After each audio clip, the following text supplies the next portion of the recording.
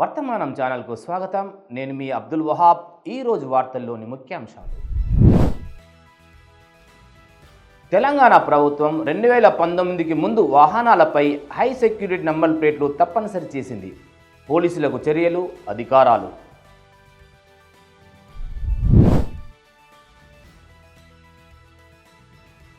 ఆహార భద్రతలో సన్నబియ్య పథకం game changer. మంత్రి ఉత్తమ్ కుమార్ రెడ్డి.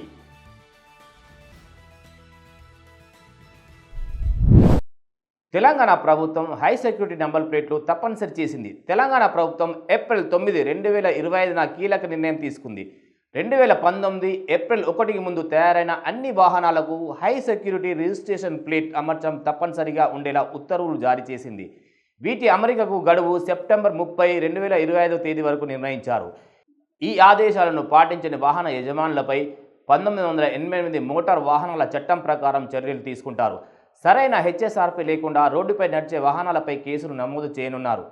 నకిలీ ప్లేట్లకు కూడా స్వస్తి, హోలోగ్రామ్, ఐఎన్డి మార్కు ఉన్న నకిలీ ప్లేట్లు లేదా లుక్ అలైక్ ప్లేట్లు, స్మార్ట్ నెంబర్ ప్లేట్లు ఉన్న వాహనాలు తప్పనిసరిగా నిజమైన హెచ్ఎస్ఆర్పీ ప్లేట్లతో మార్పు చేసుకోవాల్సిందే.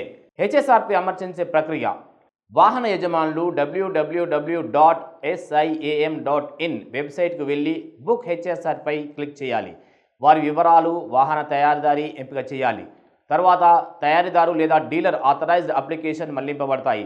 అక్కడ రిజిస్ట్రేషన్ నెంబర్, చాసిస్ నెంబర్ లాంటి వివరాలు అందించి ట్రాన్స్పోర్ట్ డిపార్ట్మెంట్ ఏపీఐ ద్వారా వెరిఫికేషన్ జరుగుతుంది. ఆన్లైన్లోనే చెల్లింపు చేసి హెచ్ఎస్ఆర్పీ బుకింగ్ పూర్తి చేయవచ్చు. అమరిక తర్వాత ప్లేట్లపై ఉన్న లేజర్ నెంబర్ మరియు ట్రాన్స్పోర్ట్ శాఖ అప్డేట్ అవుతుంది. ఇన్సూరెన్స్, పొల్యూషన్ టెస్ట్ కూడా తప్పనిసరి. వాహనానికి హెచ్ఎస్ఆర్పీ లేకపోతే బీమా కంపెనీలు పాలసీ జారీ చేయకూడదని, పొల్యూషన్ చెక్ కేంద్రాలు కూడా టెస్ట్ చేయకూడదని ప్రభుత్వం ఆదేశించింది.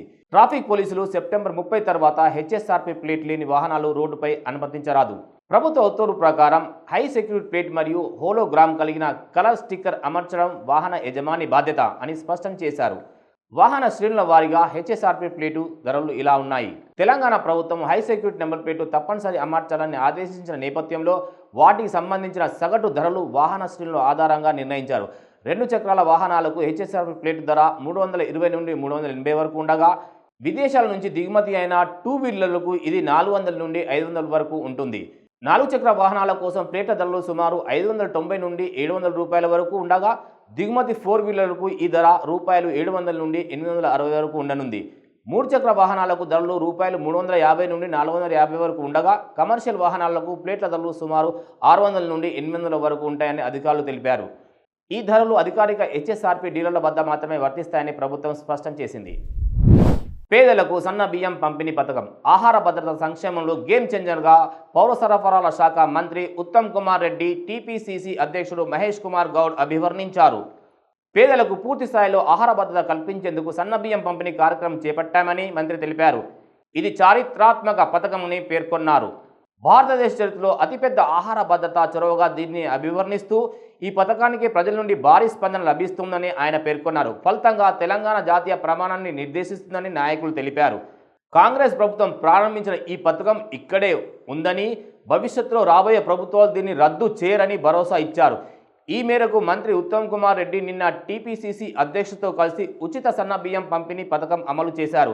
రబీ పంట సేకరణ ప్రక్రియను సమీక్షించడానికి సీనియర్ కాంగ్రెస్ నాయకులతో ఉన్నత స్థాయి జూమ్ సమావేశాన్ని నిర్వహించారు. అనేక జిల్లాల్లో రబీ పంట పూర్తయిందని, మరికొన్ని జిల్లాల్లో ముగింపు దశకు చేరుకుందని మంత్రి పాల్గొన్న వారికి తెలియజేశారు. అన్ని జిల్లాలను సేకరణ కేంద్రాలు ప్రారంభమవుతున్నాయి. సేకరణ కార్యక్రమాలు సజావుగా జరిగేలా జిల్లా కలెక్టర్లకు అవసరమైన సూచనలు ఇప్పటికే జారీ చేశామని మంత్రి అన్నారు. బీజేపీ లేదా బీఆర్ఎస్ ఎప్పుడూ సన్న బియ్యాన్ని పంపిణీ చేయలేదని ఆయన ఎత్తి చూపారు. వారు 2.8 కోట్ల మందికి నాసిరకం బియ్యాన్ని ఇచ్చి 10,000 రూపాయల కోట్లు ఖర్చు చేశారు. 3.10 కోట్ల మంది లబ్ధిదారులకు సన్న బియ్యాన్ని అందించడానికి మేము ఇప్పుడు 13,000 కోట్లకు పైగా ఖర్చు చేస్తున్నాము. అదే మా నిబద్ధత స్థాయి అని మంత్రి అన్నారు. బియ్యం నాణ్యత తక్కువగా ఉందని గతంలో వచ్చిన ఫిర్యాదును ప్రస్తావిస్తూ, మునుపటి బియ్యం తరచుగా చాలా నాసిరకంగా ఉండేవని, చాలా కుటుంబాలు దాన్ని తినడం మానేశారని ఉత్తమ్ కుమార్ అన్నారు. మా ప్రభుత్వం విప్లవాత్మక మార్పును తీసుకువచ్చింది. అవును, దీనికి ఎక్కువ ఖర్చు అవుతుంది, కానీ పేదల కడుపులను నాణ్యమైన ఆహారంతో నింపడానికి మేము ఎక్కువ ఖర్చు చేయడం గర్వంగా ఉంది అని ఆయన వ్యాఖ్యానించారు. రేషన్ దుకాణాల ద్వారా సన్నబియ్యం పంపిణీ చేసిన దేశంలోనే తెలంగాణ మొట్టమొదటి రాష్ట్రంగా అవతరించిందని ఉగాది రంజాన్ పండుగ సీజన్లో ఈ పథకాన్ని ప్రారంభించడం గర్వంగా ఉందని టీపీసీసీ ప్రెసిడెంట్ అన్నారు.